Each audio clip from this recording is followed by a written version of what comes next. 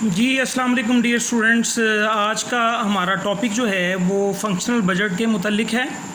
Functional budget में सबसे पहले जो है वो हम सेल बजट को डिस्कस करेंगे।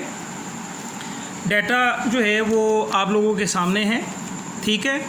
इसमें स्टेप्स जो हैं वो कुछ ज़हन में रखें। देखें, लास्ट लेक्चर में मैंने आपसे कहा था कि जो सेल बजट है वो बेसिकली वो की है मास्टर बजट की। अगर आपका सेल बजट ठीक बन जाता है तो सारे बजट्स जो हैं उसके बाद ठीक बनेंगे और अल्टीमेटली आपका जो मास्टर बजट है यानी income statement, budgeted income statement और बजटेड बैलेंस शीट और कैश बजट जो है वो भी एब्सोल्युटली करेक्ट बनेगा।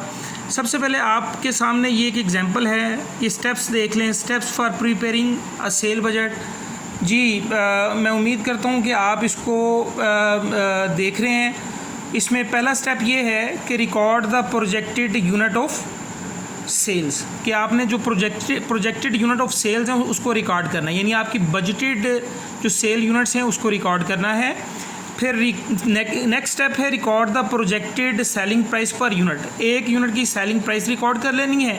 और finally calculate the estimated amount of sale. आपने एस्टिमेटेड अमाउंट ऑफ सेल जो है वो रिकॉर्ड कर लेनी है। अच्छा, अब इसमें जो है वो एक एग्जांपल आपके सामने है। ये एग्जांपल मैं आपको पढ़ देता हूँ। आपसे रिक्वेस्ट ये है कि इसका स्क्रीनशॉट भी ले लें क्योंकि इस एग्जांपल को हमने सॉल्व भी करना है। वो कह रहे जी, Malcolm Mercy sells two products X and Y. Malcolm sales team has forecasted sales as 600 units a month for product X and 500 units a month for product Y for the first 2 months of the year 2001। जी 2001 में इसकी जो expected units हैं product X के पहले 2 माह के वो 500 हैं और प्रोडक्ट Y के जो है वो प्रोडक्ट X के जो है वो 600 हैं और प्रोडक्ट Y के जो है वो 500 यूनिट्स हैं। अच्छा, उसके बाद क्या कह रहा है जनाब? उसके बाद कह रहा है however in March 2001 it is estimated that monthly demand for X will fall by 5%, whereas monthly demand for Y was expected to be rise by 20%. No further change was expected in April. At present, product X is sold for $20 a unit, whereas selling price of Y is $12.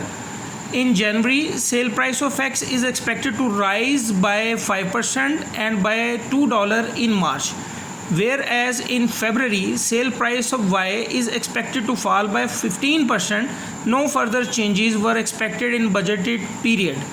Required क्या है? Prepare a sale budget for Malcolm Mercy for each of the 4 months ending 30th April 2001.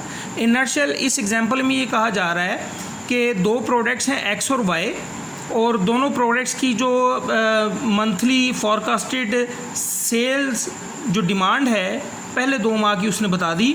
और फिर वो कह रहा है कि जनवरी और फरवरी में तो कोई चेंज नहीं है सेल डिमांड में, अलबत्ता मार्च में जो है वो प्रोडक्ट X की सेल डिमांड जो है वो 5% से कम हो जाएगी और प्रोडक्ट Y की जो है वो सेल डिमांड जो है वो 20% से बढ़ जाएगी। और अप्रैल में कोई एक्सपेक्टेड चेंज नहीं है। प्रेजेंटली जो है वो प्रोडक्ट X को जो है वो $20 पर सेल किया जा रहा है, जबकि प्रोडक्ट Y को $12 पर सेल आउट किया जा रहा है। जनवरी में सेल प्राइस जो है वो X की एक्सपेक्टेड है कि 5% से बढ़ जाएंगी और $2 से मार्च में बढ़ जाएंगी, जबकि whereas in February sale price of Y is expected to fall by 15%, जबकि फरवरी में जो Y की सेल प्राइस है वो 15% से कम हो जाएगी और कोई एक्सपेक्टेड चेंज नहीं है। देखें, अब ये जो डाटा इसने प्रोवाइड किया हुआ है, इस डाटे को बेस बनाते हुए हमने मेलकम मर्सी का जो है वो सेल बजट तैयार करना है एंडिंग 30th अप्रैल, यानी जनवरी, फरवरी, मार्च और अप्रैल 4 माह का हमने जो है वो बजट तैयार करना है। अब आपके सामने मैं शीट रखता हूँ कि आपने इस बजट को तैयार किस तरह करना है। ये याद रखिएगा, आपने प्रोजेक्टेड यूनिट ऑफ सेल को रिकॉर्ड करना है, उसके बाद जो है वो प्रोजेक्टेड सेलिंग प्राइस आपने पर यूनिट रिकॉर्ड करनी है, फिर दोनों को मल्टीप्लाई करके आपने estimated amount of sale calculate कर लेनी है। तो आपके सामने हम चलते हैं। देखें जनाब, ये आपके सामने जो है वो एक शीट मैंने तैयार की है। Cell budget for 4 months ending 30 April, product x है और प्रोडक्ट वाई है, जिसमें 3 कॉलम मैंने बना लिए हैं, यूनिट के, प्राइस के, सेल रेवेन्यू के, प्रोडक्ट एक्स के, इसी तरह यूनिट, प्राइस और सेल रेवेन्यू प्रोडक्ट वाई के, और टोटल रेवेन्यू का कॉलम बना दिया। और 4 माह मैंने यहाँ मेंशन कर दिए हैं, जनवरी, फरवरी, मार्च और अप्रैल। अब जो है वो according to the data given हम इसमें जो है वो वैल्यूज़ इंसर्ट कर देते हैं। तो वो कह रहा है जी कि जनाब प्रेजेंटली जो है वो एक्स की जो सेल डिमांड है पहले 2 माह जनवरी फरवरी में वो 600 यूनिट रहेगी। तो हम ये जो है वो जनवरी 600 और फरवरी में भी जो है वो 600 यूनिट्स हम जो है वो मेंशन कर देते हैं। पहला कॉलम हमारा यूनिट्स का है। अच्छा, उसके बाद वो कह रहा है कि मार्च में जो है वो इसकी सेल्स डिमांड जो है वो एक्स की 5% से कम हो जाएगी। ठीक है, तो आप क्या करें, आप स्ट्रेट वे 600 मल्टीप्लाई 5%, ठीक है, और ये आपके पास आ जाएगा जनाब 30 से रिड्यूस कर दें, या आप स्ट्रेट वे जो है वो 600 मल्टीप्लाई 95% कर दें, 5% से कम होके 570 आ जाएगी। इस तरह आपको ये 2 स्टेप करने पड़ेंगे। पहले आपको रिडक्शन निकालनी पड़ेगी, फिर 600 में से जो है वो 30 मनफी करने पड़ेंगे, और 570 जो है वो आपको सेल डिमांड निकालनी पड़ेगी मार्च की। मार्च में जो है वो 570 इसकी सेल डिमांड, और अप्रैल में भी 570। ठीक है जी। उसके बाद जो है वो उस according to the data given उसमें कह रहा है जी कि आपकी जो प्रोडक्ट वाई की सेल डिमांड है वो 500 यूनिट है प्रेजेंटली। तो प्रोडक्ट वाई जो है वो 500, पहले 2 माह की सेल डिमांड जो है वो 500 है। उसके बाद कह रहा है कि मार्च में जो प्रोडक्ट वाई की सेल डिमांड है वो 20% से बढ़ जाएगी। तो 500 मल्टीप्लाई 1.2 कर दें स्ट्रेट वे, ठीक है, या जैसे भी आप करना चाहते हैं 20% लेके उसमें ऐड कर दें, तो ये आपके पास जो है वो 600 आ जाएगी। अगर बात समझ में नहीं आई तो 500 मल्टीप्लाई 20%, ये आपके पास जो है वो 100 आ जाएगा। तो 500 में 100 आप ऐड करेंगे तो 600 जो है वो मार्च और अप्रैल में इसकी सेल डिमांड जो है वो 600 यूनिट हो जाएगी। प्रेजेंटली जो है वो कह रहा है कि प्रोडक्ट एक्स की जो सेलिंग प्राइस है वो $20 है, और वो कह रहा है कि जनवरी में प्रोडक्ट एक्स की जो सेलिंग प्राइस है वो 5% से बढ़ जाएगी। यानी $20 जो है वो प्रेजेंटली उसकी सेल डिमांड है, और 5% से अगर आप इसको बढ़ाएं तो मल्टीप्लाई कर दें 1.05 के साथ, तो आपके पास आ जाएगा $21। तो इसका मतलब है कि जनवरी में जो है वो $21 है, और फरवरी में भी जो है वो $21 है। और फर्दर वो कह रहा है कि जो चेंज आया है, जो चेंज आएगा वो कह रहा है कि मार्च में $2 से जो है वो इसकी सेल डिमांड बढ़ जाएगी, और अप्रैल में कोई एक्सपेक्टेड चेंज नहीं है। इसका मतलब है मार्च में $2 से बढ़ेगी तो 21 से ये 23 बन जाएगी, और ये अप्रैल में चूँकि कोई चेंज नहीं है इसलिए यहाँ पर भी 23 आ जाएगा। अच्छा, उसके बाद जो है वो प्रोडक्ट वाई की जो सेलिंग प्राइस है वो प्रोवाइड कर रहा है हमें $12। प्रेजेंटली जो है वो $12 है, और जनवरी में भी जो है वो $12 ही है। उसके बाद कह रहा है कि फरवरी में जो है वो इसकी सेल प्राइस जो है वो रिड्यूस हो जाएगी 15% से। तो 12 को आप जो है वो 85% से मल्टीप्लाई कर दें, ठीक है, तो आपके पास जो है वो $10.2 आ जाएगा। तो इसका मतलब है कि इसकी सेलिंग प्राइस हमने रिड्यूस कर दी 12.2, और फिर कोई फर्दर चेंज नहीं है, 12.2। इस तरह जो है वो 600 को 21 से मल्टीप्लाई कर दें, ये 12,600, ठीक है, ये भी 12,600। उसके बाद जो है ये 13,110 सॉरी, उसके बाद जो है वो 13,110। इसी तरह जो है वो इसको इससे मल्टीप्लाई करें, आपके पास जो है ये 6,000 आ जाएगा। उसके बाद जो है ये 5,100, और ये 6,120 और 6,120। अब जो है वो प्रोडक्ट एक्स की जो सेल रेवेन्यू है ये, और प्रोडक्ट वाई का जो सेल रेवेन्यू है ये, इन दोनों कॉलम्स को आप ऐड कर दें। 12 और 6 18, 18,600 टोटल सेल रेवेन्यू आपका 18,600 एक्सपेक्टेड है। ठीक है, इसी तरह जो है वो 17,700 और 19,230 और फिर फाइनली जो है वो 19,230। यानी आपने किया क्या, आपने ये किया कि आपने एक्सपेक्टेड जो यूनिट्स हैं सेल्स के वो रिकॉर्ड कर लिए, एक्सपेक्टेड सेलिंग प्राइस रिकॉर्ड कर ली, मल्टीप्लाई करके सेल रेवेन्यू कैलकुलेट कर लिया। इसी तरह जितनी भी प्रोडक्ट्स होंगी आपने उसको इसी तरह करके टोटल सेल रेवेन्यू कैलकुलेट कर लेना है और इसको मंथली बेसिस पर आपने बना लेना है। अच्छा, ये तो था सेल बजट, नहायत आसान, कोई मुश्किल नहीं था। अच्छा, आगे हम मूव करते हैं। आगे हमारे पास जो है वो बजट है जनाब अली प्रोडक्शन बजट। तो प्रोडक्शन बजट के लिए भी कुछ स्टेप्स हैं, वो ज़हन में रख लें और ये ज़हन में रखिएगा कि प्रोडक्शन बजट को मद्देनज़र रखने प्रोडक्शन बजट जब आप बनाएंगे तो ऑब्वियसली आपने सेल्स को भी ज़हन में रखना है और ऑब्वियसली आपने अपनी क्लोजिंग इन्वेंट्री को भी ज़हन में रखना है कि क्लोजिंग इन्वेंट्री जो है वो कितनी होनी चाहिए। देखें, ये आपके सामने एक एग्जांपल मैं यहाँ पर रख रहा हूँ।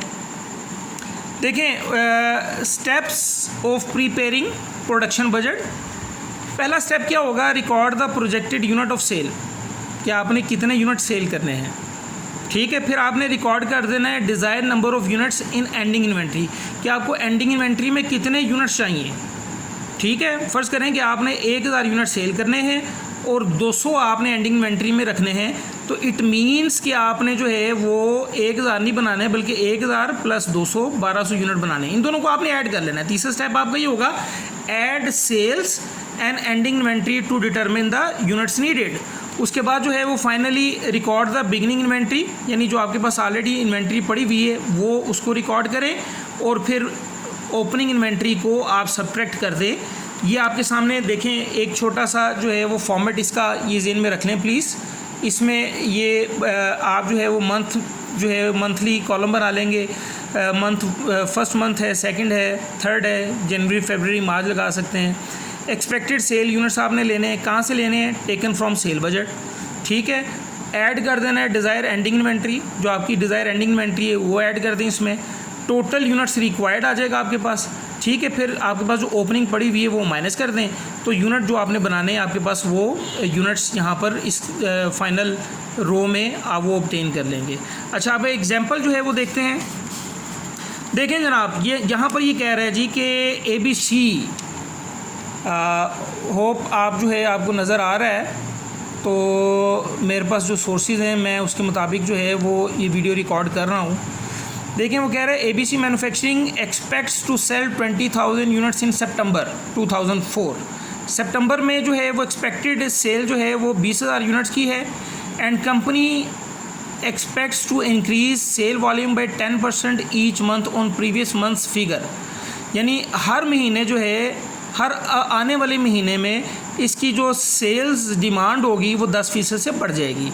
The company would like to have on hand at the end of month each month 20% of the next month's sale। यानी कंपनी ने अपने पास जो है वो अगले माह की सेल का 25% एंडिंग इन्वेंट्री रखनी है। मिसाल के तौर पर अगले माह की सेल, फ़र्ज़ करें कि ये जनवरी चल रहा है, फरवरी की सेल जो है वो 10,000 है, तो जनवरी की जो एंडिंग इन्वेंट्री है वो उसका 25% यानी 2500 यूनिट्स इसने अपने पास रखने होंगे। ये जस्ट सपोज कर रहा हूँ, अभी डाटा के मुताबिक हम चलते हैं। इन्वेंट्री यानी stock on 31 August 2004 was 5,000 units. जी, अगस्त में जो है वो 5,000 यूनिट्स हमारे पास स्टॉक पड़ा हुआ है। अच्छा, अब आपसे रिक्वायर्ड क्या कह रहा है, वो कह रहा है prepare production budget for each of the 4 months commencing September, यानी अगस्त के बाद सितंबर। अगस्त की क्लोजिंग, ये अगस्त की क्लोजिंग इन्वेंट्री 500 यूनिट, सितंबर की ये ओपनिंग इन्वेंट्री होगी। ठीक है, ये ज़हन में रखिएगा। छोटा सा डाटा है, दोबारा सुन लें। 20,000 यूनिट जो है वो सितंबर में उसने एक्सपेक्टेड सेल है इसकी 20,000 यूनिट्स की, और हर माह जो है वो 10% से उसका सेल वॉल्यूम बढ़ जाना है। ठीक है, और कंपनी ने जो है वो एंडिंग इन्वेंट्री कितनी यूनिट्स रखने हैं अपने पास, अगले माह की सेल की 25% पे। और ओपनिंग इन्वेंट्री जो है वो उसने 5000 यूनिट्स दे दिए।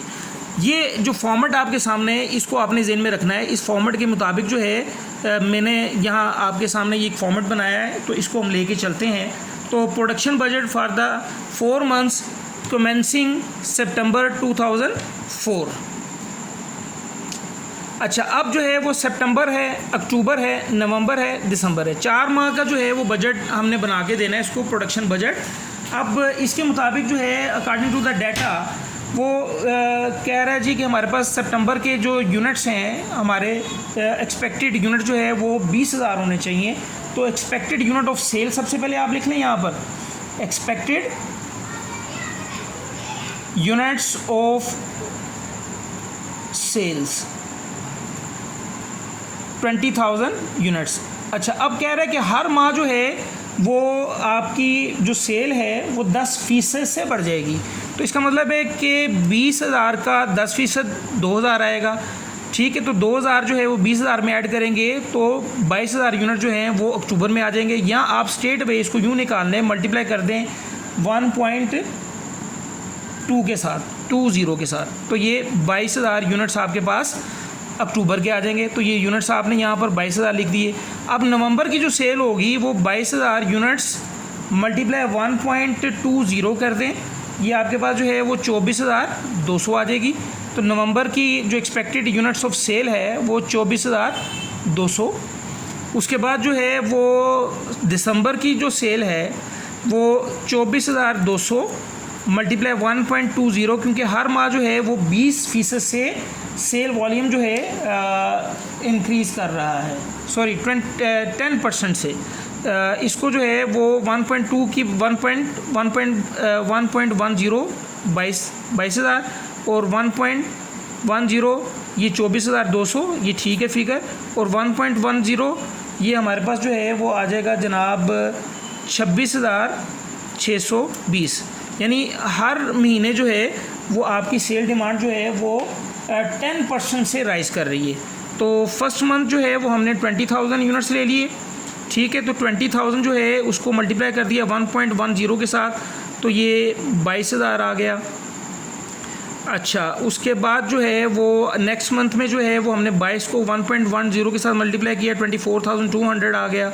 फिर 24,200 को जो है 1.10 के साथ मल्टीप्लाई किया तो ये 26,620 आ गया। अच्छा, उसके बाद हमने क्या करना है, ऐड करना है इसमें, क्या add desired ending inventory. Ending inventory हमने कितनी इसमें ऐड करनी है, वो कहता है कि हर माह की जो एंडिंग इन्वेंट्री है वो अगले माह की सेल के कितने % होनी चाहिए, 25% के इक्वल होनी चाहिए। तो हम क्या करेंगे, जो सितंबर की एंडिंग इन्वेंट्री है वो अक्टूबर की जो सेल है 22,000, इसका 25% निकाल लेंगे तो हमारे पास जो है वो 5500 आ जाएगा। तो इसका जो है वो 5500 एंडिंग इन्वेंट्री डिज़ायर यूनिट्स हैं। फिर जो है वो हमने अक्टूबर की जो एंडिंग इन्वेंट्री निकालनी है वो नवंबर की सेल का 25% होना चाहिए। तो 24,200 मल्टीप्लाई 25%, ये हमारे पास आ जाएगा जनाब 6,050। तो ये 6,050 आ गया। नवंबर की जो एंडिंग इन्वेंट्री है वो दिसंबर की सेल के यानी 26,620, इसका 25% हम निकालेंगे तो ये हमारे पास आ जाएगा कुछ जो है वो 6,655। तो 6,655। अच्छा, अब इसकी जो एंडिंग इन्वेंट्री निकालने के लिए आपको जनवरी की सेल निकालनी पड़ेगी। आपको पता है कि हर माह जो है सेल जो है वो 10% से इंक्रीज़ कर रही है। तो दिसंबर की हमारे पास जो है वो सेल है 26,620। तो इससे वेरी नेक्स्ट मंथ जो है वो जनवरी की जो सेल होगी वो 26,620, इसका जो है वो 1.10 यानी इसका निकालने आप जो है वो 10%। तो 10% जो है वो निकालने के बाद जो है वो उसमें ऐड करेंगे और उसका स्टेट वे आप कैलकुलेट कर लेंगे 25%, तो आपके पास जो है वो आ जाएगी 7321 क्लोजिंग इन्वेंट्री। तो ये 7321 ये क्लोजिंग इन्वेंट्री आपके पास आ गई। अच्छा, अब आप ये देखें कि ये आपने सेल करने हैं, ये आपने अपने पास रखने हैं। इन दोनों को ऐड किया तो आपके पास जो है वो 25,500 यूनिट्स आपके डिज़ायर्ड यूनिट हैं। ठीक है, इसी तरह जो है वो हम इन सब को ऐड कर देते हैं। ये 28,050 आ जाएगा।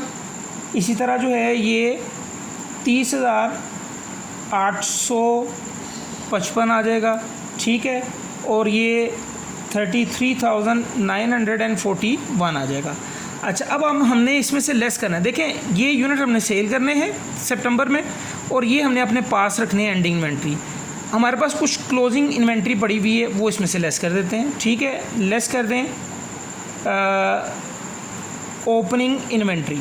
ओपनिंग इन्वेंट्री उसने सितंबर की प्रोवाइड की हुई है, वो 5,000 यूनिट्स हैं। वो 5,000 यूनिट इसमें से लेस करें तो आपके पास जनाब आली आ जाएगी 20,500। ये जो आपके पास यूनिट आ गए, ये total units to be produce, यानी आपने सितंबर में इतने यूनिट प्रोड्यूस करने हैं। अच्छा, अब आप देखें कि सितंबर की ये जो एंडिंग इन्वेंट्री है अक्टूबर की, यहाँ पर ये ओपनिंग इन्वेंट्री बन जाएगी 5,500। ठीक है, इसमें से लेस करें, ये आपके पास जो है वो 22,550। इसी तरह जो है वो अक्टूबर की जो एंडिंग इन्वेंट्री है वो नवंबर की आपकी ओपनिंग इन्वेंट्री बन जाएगी 6,050। ये इसमें से लेस कर दें, आपके पास आ जाएगा जनाब 24,805। और इसी तरह नवंबर की जो आपके पास एंडिंग इन्वेंट्री है वो दिसंबर की ओपनिंग इन्वेंट्री बन जाएगी 66,555। ठीक है, ये इसमें से लेस कर दें, और इस तरह जो है वो 27,286 आपके पास जो है ये टोटल आपके पास यूनिट टू बी प्रोड्यूस आ गए। ये प्रोडक्शन बजट था जो हमने देखा कि इतना कोई मुश्किल नहीं है। ठीक है, दोबारा से इसको थोड़ा सा मैं रीकैप कर रहा हूँ कि आपने जो है वो एक्सपेक्टेड यूनिट ऑफ सेल जो है वो हर माह के लिख लेने हैं, फिर उसमें ऐड कर देना है डिज़ायर एंडिंग इन्वेंट्री को। आपके पास जो है रिक्वायर्ड यूनिट्स आ जाएंगे, फिर आपके पास जितने ओपनिंग इन्वेंट्री के यूनिट्स पड़े हुए हैं वो माइनस कर देंगे, तो total units to be produce आ जाएंगे। लिए जनाब, ये 2 बजट्स मैंने आपको बता दिए। अब नेक्स्ट बजट के लिए अगली वीडियो देखें प्लीज़।